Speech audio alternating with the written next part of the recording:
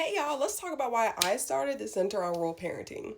So, I get on TikTok every day and hear another story about somebody who's a bad kid, somebody who's a bad mom, somebody who's a deadbeat dad.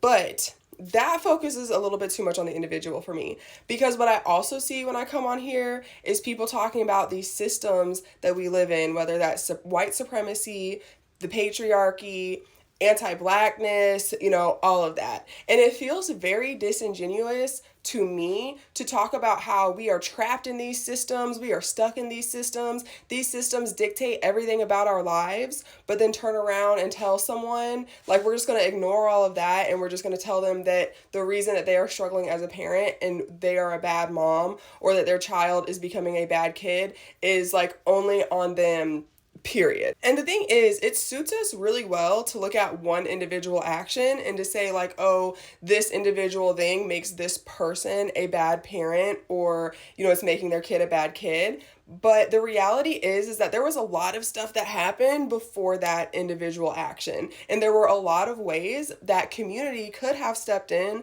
to support that parent or that child to make sure that the parenting process was creating the positive parenting outcomes that we want to see for our communities. What do I mean when I say the parenting process?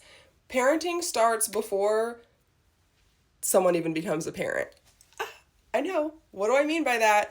When we are talking about what it takes to create a successful environment for someone to parent in, that means that they need to have access to healthcare. They need to have access to jobs that are going to pay a living wage. They need to have access to housing that is quality and livable and habitable, because some of these landlords out here, y'all, you already know. Come on now. Because here's the thing, whether you yourself are a parenting person, we all share the universal experience of childhood. So whenever we are supporting folks and making communities better for parents to parent, we are all going to benefit. So whether you particularly are a parenting person and you have a child in your life that you are caring for, whether you just love someone who is a parenting person, or there is a child in your life that you love, or if you are not any of those things and you are just the cashier at the grocery store, you do have a role to play in creating a community